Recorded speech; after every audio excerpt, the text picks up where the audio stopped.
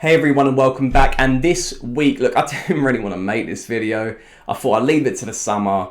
I'll give it some time. I'll wait to see what the player wants to do, what the club want to do, and maybe sort of react from there. But I think right now, with the way we're sort of struggling in the attacking department, with more injuries kicking into familiar names, I want to talk about it. And I feel like it's on the edge of a lot of people's lips. It's Zlatan Ibrahimovic, and what future awaits us, him with us, with his career, all these sort of things. I don't want to, before I go on today's video, I want to show the utmost respect for the player. I think he's an incredible, he's such an incredible player throughout his whole career. Even prior to coming to us, I had respect from like clubs like Juventus and Inter Milan, clubs I absolutely hate. You could not help but respect the player, the talent, the sheer quality, the enigma, the character, the charisma. Everything about Zlatan Ibrahimovic I completely love. He's going to go down as one of the greatest players of all time. And that being said, he's 40 years old. He's 40 years old and his body's breaking down. And obviously injury is going to be a massive thing when it comes to making this week's video. A massive reason why I'm debating this. Is it time to move on from Zlatan Ibrahimovic this summer? So with everything being said, look, we know the icon, the legend, the leader. We have to show a lot of praise to a player like him, because if it weren't for him coming back to this club in early 2020, the 2020 January transfer window, just after we getting beat by teams like Atalanta 5-0, getting completely embarrassments to the league, embarrassments to the club, we were in disarray at the point of him coming back. So much praise has to come to him. But that being said, let's go through the facts for this season. He is one of the highest earning player at Milan. Obviously, the whole Romagnoli situation is different with the whole gross wages. But with net wages, Ibra is the highest earning player. He earns 7 million euros currently a year. His stats this season come at 23 games played, with 12 starting appearances and 11 off the bench. That includes 1,098 minutes, 8 goals, 2 assists. And the amount of games he's missed this season due to injury totals 16 so far. And that 16 so far is because I know he's banked another 3 games, definitely he's injured for, due to a most recent knee overload. So he's going to miss at least 3 more games. I have the feeling he's going to miss probably 5 at least with that whole injury there. So he's certainly going to miss over 20 games this season. And that's obviously going to roll us into the meat of this debate, his injury record. When we looked at last season, we looked at this season.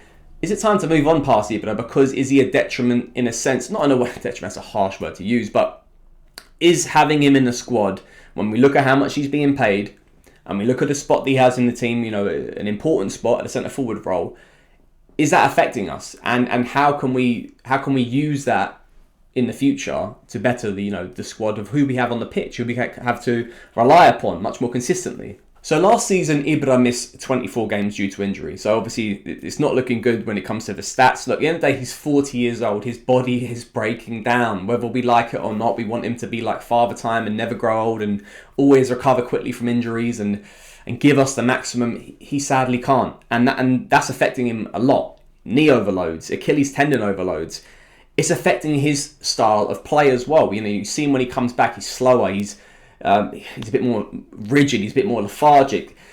It's because his body can't recover quicker in time from the most recent injury, and obviously he's trying to sort of kickstart things, get up to pace with the rest of the squad, the rest of the game, and all of a sudden he's done himself no favours because he's injured once again. And it's sort of an endless cycle of trying to come back from an injury, not playing your best form of football, doing some sort of overload and being injured again. So it's also going to come down to a decision about him and his health, I think, at the same time as well here. When we look at his stats this season, and see that he's got 8 goals in as many appearances, when you work out the amount of goals per average minutes, it's fantastic. It's something that probably most strikers in Europe would love to have. I think he averages a goal every 117 minutes, so just near enough a goal every 90 minutes, which is every game. It's a fantastic stat to have. But nonetheless, for me personally, his style of play, I do feel like is sometimes a detriment to this side and how well it can play. Obviously, we're seeing no benefits right now with the way we're playing football because we can't even score a goal. But I have to say, our best form of football is when we have someone who's much more agile as a centre forward. We said Rebic is the false 9, and the games that we allude to back to the Atalanta fixture towards the start of the season, or even those sort of like 5 minutes against Liverpool and Anfield. there were many great results in and around that period against big sides, scoring lots of goals as well, when we didn't have a slower centre forward. And that's something we have with Ibra to an extent with Giroud. And when we come down to, the personnels that we have in the squad and, the spot selection there, is keeping Ibra going to be a detriment to someone else coming into the squad and giving their all and giving them what, the style of play that they can add to this side. Before we move off the injuries though, I do want to say what's also concerning for me personally is that he's not even getting injured in games. He's getting injured in training. And, I look back to the game last season when we played Napoli and he got those 2 goals in the fantastic 3-1 victory. And he got injured towards the end of the game, and I thought to myself, at least he's giving his all, and he's, 2 goals, he got us over the finishing line, got the win.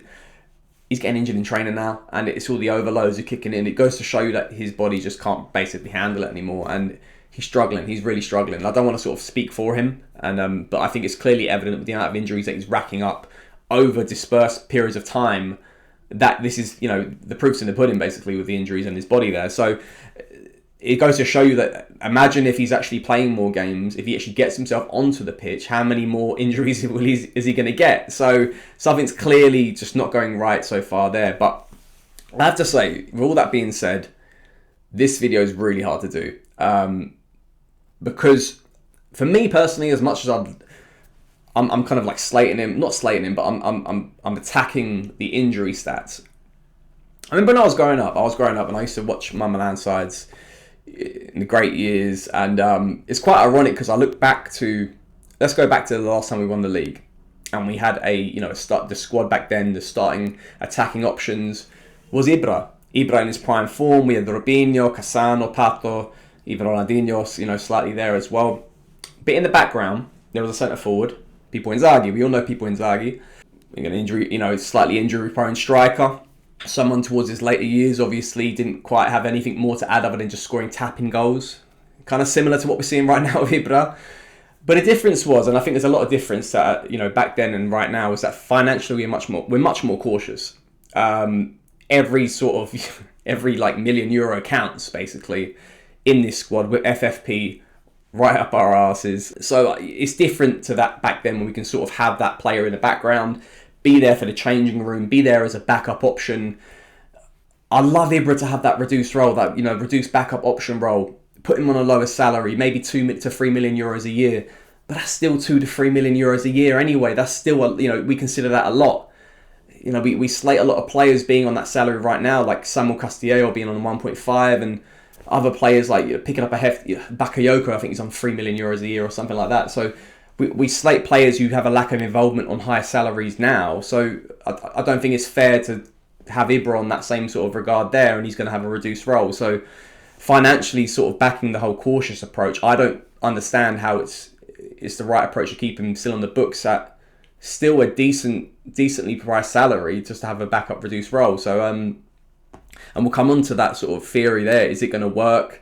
I personally think there's an issue there when it comes down to the pecking order of the strikers, considering we're likely to bring in someone like Divock Origi as well this summer. Where does that leave him in the pecking order with Giroud and Ibra there as well? So potentially it's the time to sort of walk away from Ibra and just shake hands and say thank you.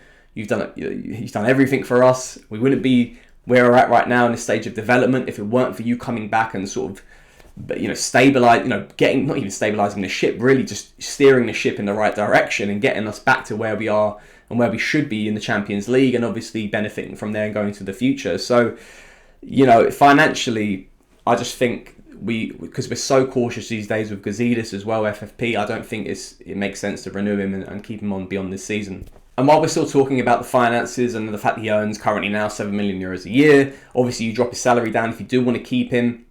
If you completely wipe that salary off the books, how does that affect us on renewals, bringing in new players as well who are going to add some, youthful attacking quality to this side?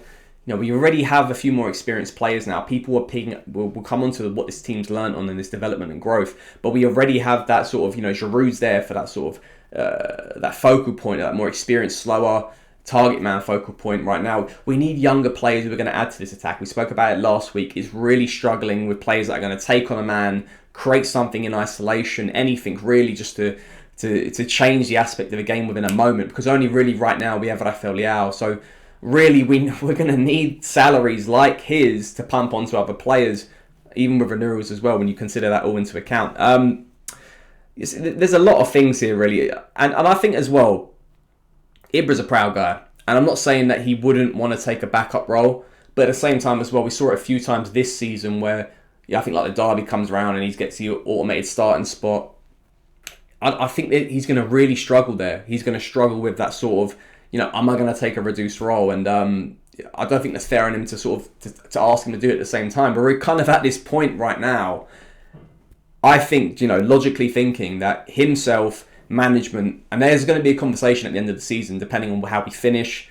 Everything could be happy days or even have a slightly sour note, depending if we don't, if we end up trophyless for this season.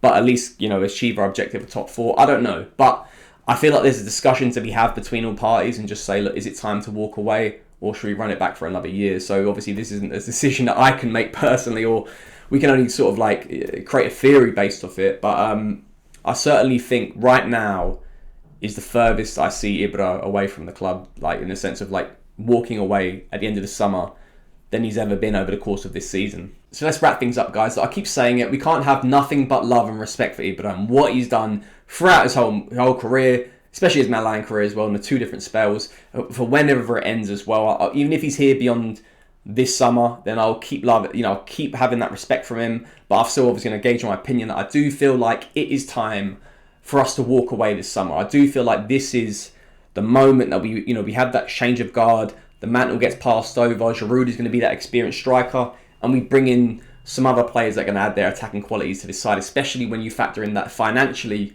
we have a bit more wiggle room to play with as well. Our development would not be where it's at right now if it was not for Ibrahimovic. Mentally, and the quality that he's added to us in the last 2.5 seasons, when we come towards the end of this season as well, we have to give complete praise to the player, because especially that first year and a half as well, the quality he brought to the side, I thought it was fantastic. Before that injury got against Napoli, it looked like he was the best player in Serie A, hands down, scoring double goals against the derby, double goals against Napoli. He was brilliant, sheer quality. But at the same time, this team has proven that mentally it can live without him, and they have done that on the pitch. Regardless if you think they're bottling it right now, more or less they've been playing most, like I said, 24 games he missed last season due to injury. He's missed 16 games so far this season due to injury. The team can go on without him, and yes, he can have that role in the background. But then why don't we entertain a sort of background, technical hierarchy role for him? He doesn't have to be a physical player on the pitch, because he's really struggling to be that right now. For me, it's time for him to pass the mantle on. It's like I said, this is really hard for me to do this video because I don't really want to be in a sort of negative perspective to the player and just say it's time for you to leave, go out, because I think it's disrespectful. But at the same time, I do feel like the situation and the argument and the debate needs to be that is it time for him to do it. And obviously only he can make that decision, only the club can make that decision going forward. But I'm just stating my opinion, and I feel like a lot of us are in a similar agreement that I think this is the sort of the crossroads time for himself right now in his Milan career. So until next time, guys, another, obviously, the draw against Torino wasn't ideal. We've got an important game against Genoa, so we have to pick up maximum 3 points. We have to score some goals. I want to get some goals, let's get a win. I don't just get us through this sticky period of form. So until next time, guys, Forza Milan.